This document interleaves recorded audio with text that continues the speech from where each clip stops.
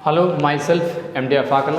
तो आज हम लोग सेल पढ़ेंगे और सेल इस तरीके का हो जाएगा कि यहाँ पर से सबसे ज़्यादा क्वेश्चन आपको नीट वगैरह में बनेगा, क्योंकि जब हम एक प्लांट सेल को देखते हैं तो बीच में जो है ये क्या है, न्यूक्लियस है, और ये जो साइड वाला है वो क्या है, वैक्यूल्स है, और इसी के अंदर क्या होता है, बहुत सारे वैक्यूल्स वगैरह होता है। लेकिन ये जो रेड वाला है ये क्या है, सेल वॉल है, और ब्लैक वाला प्लाज्मा मेम्ब्रेन है। और न्यूक्लियस में क्या होता है, क्रोमोसोम होता है। तो एक सेल में जब सेल से हम लोग सेल वॉल हटा देंगे, सेल वॉल को रिमूव कर देंगे, तो आने वाला जो बचने वाला स्ट्रक्चर होगा वो क्या होगा, प्रोटोप्लास्ट। और प्रोटोप्लास्ट में से जब हम लोग प्लाज्मा मेम्ब्रेन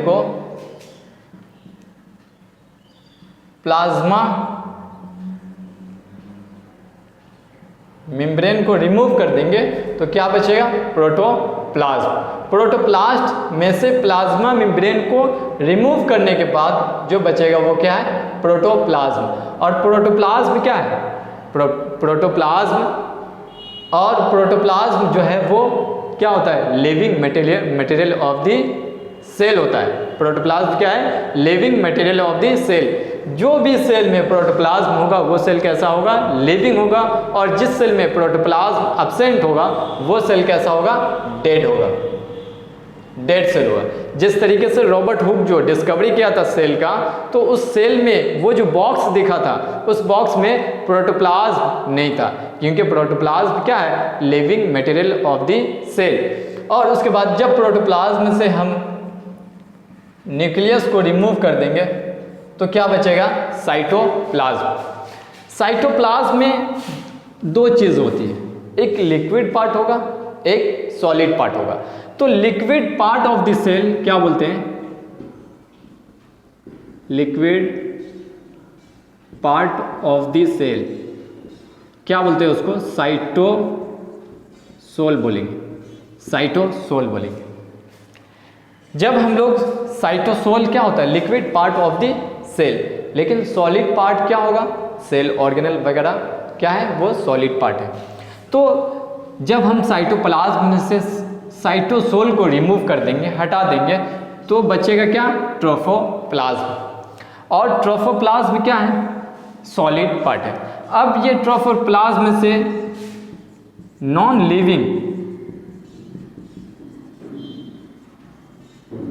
लिविंग पार्ट को अगर रिमूव कर देंगे तो बचेगा क्या, ड्यूटोप्लाज्म।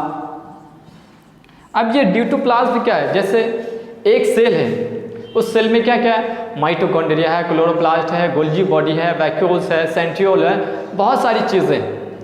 तो अगर मान के चलिए कोई एक सेल है माइटोकॉन्ड्रिया का काम क्या है, power house of the cell, और वो एटीपी का भी प्रोडक्शन करेगा, एडिनोसिन ट्राइफॉस्फेट। और एटीपी को ही हम लोग क्या बोलते हैं, energy currency of the cell. कुछ भी काम करेंगे तो हमको तो एनर्जी का रिक्वायरमेंट होगा। अगर मान के चलिए माइटोकॉन्ड्रिया किसी भी तरीके से काम करने के लायक नहीं है, तो उसी में क्या होगा, लाइसोसोम के पास क्या होता है, एक एंजाइमेटिक प्रोटीन है, और वो एंजाइमेटिक प्रोटीन कौन सा है, हाइड्रोलाइटिक एंजाइम है। हाइड्रोलाइटिक एंजाइम में कौन सा, हाइड्रोलेजेस है। वो हाइड्रोलेज माइटोकॉन्ड्रिया पे स्प्रेड करेगा, छोड़ देगा, और वो माइटोकॉन्ड्रिया को मार देगा। और वो माइटोकॉन्ड्रिया जब डेड हो जाएगा, या कोई भी ऑर्गेनल वगैरह सेल के अंदर जो डेड हो जाता है उसको क्या बोलेंगे, ड्यूटोप्लाज्म। तो ड्यूटोप्लाज्म स्टार्च भी हो सकता है, सेक्रेटरी मटेरियल्स भी हो सकता है, और पिगमेंट भी हो सकता है, in the form of vesicle. किस फॉर्म में होगा, इन द फॉर्म ऑफ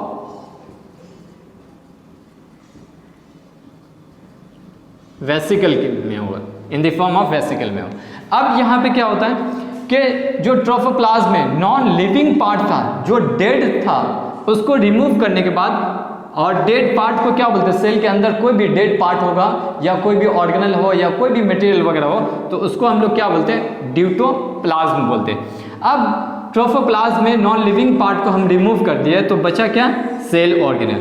और सेल ऑर्गेनल भी दो तरीके का होता है, एक एंडोमेम्ब्रेन सिस्टम होता है और एक नॉन एंडोमेम्ब्रेन सिस्टम। तो एंडोमेम्ब्रेन सिस्टम में कौन कौन सा चीज़ है, एंडोप्लाज्मिक रेटिकुलम है, गोल्जी बॉडी है, लाइसोसोम है और वैक्यूल्स है। और वैक्यूल्स का के ऊपर एक मेम्ब्रेन होता है जिसको हम लोग क्या बोलते हैं, टोनोप्लास्ट। टोनोप्लास्ट, वैक्यूल्स के ऊपर जो मेम्ब्रेन होता है वो क्या है, टोनोप्लास्ट। तो ये इंडो मेम्ब्रेन सिस्टम है। अब इसको इंडो मेम्ब्रेन सिस्टम क्यों बोलते हैं, क्योंकि ये जो आपस में काम करता है एक दूसरे का कोऑर्डिनेशन से काम करता है, और एक दूसरे के कोऑर्डिनेशन से काम करने की वजह से ही हम इसको एंडो मेम्ब्रेन सिस्टम में रखें। बाकी रेस्ट ऑफ जितने भी सेल ऑर्गेनेल है वो क्या है, इंडिपेंडेंटली वर्क करता है। ऐसा नहीं है कि वो एक दूसरे से मिलकर काम नहीं करेगा, लेकिन वो सब क्या है, इंडिपेंडेंटली है। लेकिन डिपेंडेंटली जो है, अगर एक दूसरे के ऊपर डिपेंड होकर जो काम करता है वो सब कौन है, एंडोप्लाज्मिक रेटिकुलम है, गोल्जी बॉडीज है, लाइसोसोम है, वैक्यूल्स है। वैक्यूल्स का काम क्या है, ऑस्मो रेगुलेशन वगैरह करवाएगा। लाइसोसोम का क्या काम क्या है, वो हाइड्रोलाइटिक एंजाइम रखे हुआ। जो भी सेल के अंदर जो भी सेल ऑर्गेनेल है, अगर वो प्रॉपर तौर से काम नहीं कर रहा है तो क्या करेगा लाइसोसोम, उस पर अपना सिक्रेशन डालेगा और उसको डाइजेस्ट करवा देगा, उसको मार देगा। और उसके बाद गोल्जी बॉडी का काम क्या है, वो फूड वगैरह का क्या करेगा, पैकेजिंग करेगा। और पैकेजिंग करेगा तो वो कहाँ पे, एंडोप्लाज्मिक रेटिकुलम ही के ऊपर। तो क्या होता है, स्मूथ एंडोप्लाज्मिक होता है, RER होता है, और क्या होता है, SER होता है। RER क्या करता है, प्रोटीन सिंथेसिस करता है, और SER क्या करेगा, लिपिड्स, स्टेरॉइड और सेक्स हार्मोन वगैरह। SER stand for smooth endoplasmic reticulum, RER rough endoplasmic reticulum. और रफ एंडोप्लाज्मिक रेटिकुलम जो है प्रोटीन का सिंथेसिस करेगा, जबकि लिपिड का जो सिंथेसिस करेगा वो SER है, लिपिड प्लस स्टेरॉइड हार्मोन और उसके बाद सेक्स हार्मोन वगैरह का भी जो सिंथेसिस करेगा वो कौन, SER है। तो आज के लिए इतना ही, नेक्स्ट फिर मिलते हैं नेक्स्ट वीडियो में। फिर उसके बाद हम लोग साइटोप्लाज्म को सेल को देखेंगे। उसके बाद प्रोटोप्लास्ट को एक टॉपिक बना के हम लोग पढ़ेंगे, प्रोटोप्लाज्म क्या है, protoplasm is the living material of the cell, है ना। उसके बाद प्रोटोप्लाज्म में से अगर न्यूक्लियस को रिमूव कर दिया गया, न्यूक्लियस को हटा दिया गया, तो उसके बाद क्या बचा, साइटोप्लाज्म। और साइटोप्लाज्म में से जो लिक्विड पार्ट है साइटोसोल, उसको रिमूव कर दिया गया, तो उसके बाद जो बचा वो क्या है, ट्रोफोप्लाज्म। और ट्रोफोप्लाज्म में से जो डेड मटेरियल है उसको रिमूव करने के बाद, और डेड मटेरियल को क्या बोलते हैं, ड्यूटोप्लाज्म। उसके बाद सेल ऑर्गेनेल। उसके बाद एक एक चीज़ के बारे में हम एकदम डिटेल पढ़ेंगे, और यहीं से क्वेश्चन आपको नीट के लिए सबसे ज़्यादा बनेगा। और यहाँ से हम क्वेश्चन भी दिखाएंगे आपको, यहाँ से बना के भी क्वेश्चन, और यहीं पर से कई बार क्वेश्चन पूछा हुआ नीट। तो इसलिए नेक्स्ट वीडियो में हम लोग मिलते हैं। Thank you.